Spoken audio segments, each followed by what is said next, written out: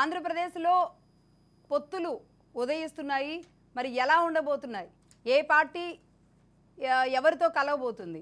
అయితే ఏ పార్టీ ఎవరితో కలవబోతుంది అనేది మొన్నటి వరకు ఒకసారిగా పీకే అంటే ప్రశాంత్ కిషోర్ రాజకీయాల్లోకి ఎంటర్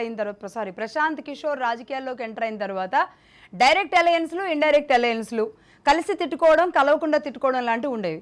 కానీ ఈసారి 2024 లేదంటే మొన్న జరిగిన తెలంగాణ 2023 ఎన్నికల్లో డైరెక్ట్గా ఇండైరెక్ట్గా ఉన్న పరిస్థితులు కొంచెమే మాత్రమే కనబడ్డాయి. ముఖ్యంగా బీజేపీ బీఆర్ఎస్ ఒకటే అన్నది ఇండైరెక్ట్ అలయన్స్ అనేది చూపించాయి. కాంగ్రెస్ టీడీపీ ఒకటిగానే పనిచేస్తున్నాయి అనేది ఇండైరెక్ట్ అలయన్స్ అనేది చూపించిన పరిస్థితి ఉంది.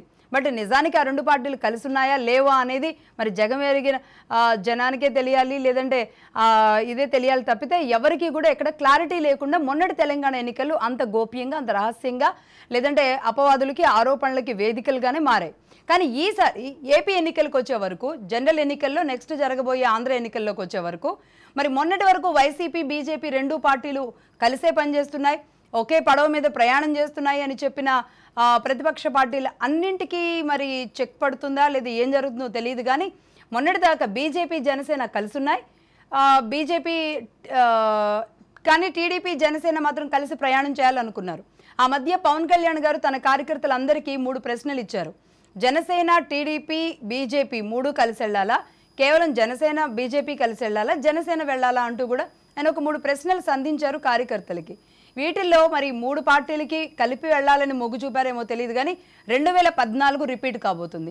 2014లో బాబుగారు మధ్యలో ఉండి అటు జనసేనని, పవన్ కళ్యాణ్ గారిని రాజకీయాల్లోకి ఇంట్రడ్యూస్ చేస్తూ తనకు అండగా నిలబడాలని కోరుతూ పవన్ కళ్యాణ్ గారిని తీసుకురావడం, ఇటు బీజేపీతో అంటే ఎప్పటి నుంచో దాదాపుగా ఎన్టీఆర్ గారి టైం నుంచే ఎన్డీఏలో టీడీపీ ఉంది, భాగస్వామ్యంగానే ఉంది, రెండు కూడా లైక్ మైండెడ్ పార్టీస్గానే ఇప్పటివరకు కూడా కొనసాగిన పరిస్థితి ఉంది. కాబట్టి పెద్ద కొత్తగా అయితే ఏం అనిపించలేదు 2014లో బీజేపీతో టీడీపీ కలవడాన్ని. అలాగే జనసేన రావడాన్ని 3 పార్టీలతో ఆ రోజు గవర్నమెంట్ ఫామ్ చేశాయి. అమరావతి అన్నారు, లేదంటే ప్రత్యేక హోదా అన్నారు. ఆ తర్వాత 3 ముక్కలైపోయిన పరిస్థితి ఉంది. సో మొత్తంగా అది వైసీపీ కుట్ర పన్నిందా, లేదంటే ఆ పార్టీలే చేసుకున్నాయా, మొత్తంగా అయితే మునిగిపోయిన పరిస్థితి ఉంది. 3 పార్టీలు కూడా ఆ తర్వాత 2019లో లేని పరిస్థితి ఉంది. మళ్ళీ ఇప్పుడు ఎందుకు ఈ చర్చ మొదలు పెడుతున్నామంటే, రేపు ఢిల్లీకి చంద్రబాబు నాయుడు గారు వెళ్ళబోతున్నారు. ఢిల్లీలో ఆయన బీజేపీ అగ్రశ్రేణి నాయకుల్ని, ముఖ్యంగా అమిత్ షా లాంటి వాళ్ళని కూడా ఆయన 8వ తారీఖున కలవబోతున్నట్టుగా తెలుస్తుంది. ఆయన టూర్ తర్వాత పవన్ కళ్యాణ్ గారు కూడా ఢిల్లీకి వెళుతున్నారు. మొన్న మధ్య ఢిల్లీకి వెళ్ళొచ్చిన పవన్ కళ్యాణ్ గారు మరి ఇవాళ మరీ క్రియాశీలకంగా, చాలా సీక్రెట్గా, దాదాపుగా జనసేన టీడీపీ కలిస్తే 130 సీట్స్ కన్ఫామ్ అన్న ఒక ఎజెండాతో ఒక నెంబర్ను కూడా ఫిక్స్ చేసుకున్నట్టుగా తెలుస్తుంది. ఎందుకంటే ఇప్పటి వరకు చాలా క్రిటికల్గానే, చాలా ఉత్కంఠభరితంగానే Janasena and TDP meeting, Pawan Kalyan garu and Chandrababu Naidu గారి మీటింగ్ అనేది కొనసాగింది ఇప్పటి వరకు.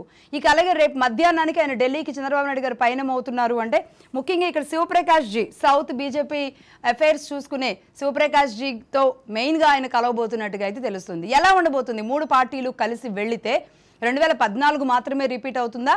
అప్పటి నుంచి 10 ఏళ్ల పాటు విభజన ఆంధ్రప్రదేశ్లో జరిగిన సమస్యలన్నీ కూడా రిపీట్ కాబోతున్నాయా? అసలు ఏం జరగబోతుంది? 3 పార్టీలు కలిసి వెళ్ళడం ఎంతవరకు శ్రేయస్కరం? చంద్రబాబు నాయుడు గారు అరెస్ట్ విషయంలో బీజేపీ చేయి కూడా ఉంది అని మొన్నటిదాకా మాట్లాడిన నేపథ్యంలో ఇప్పుడు బీజేపీ కలిస్తే టీడీపీకి ప్లస్సా మైనసా?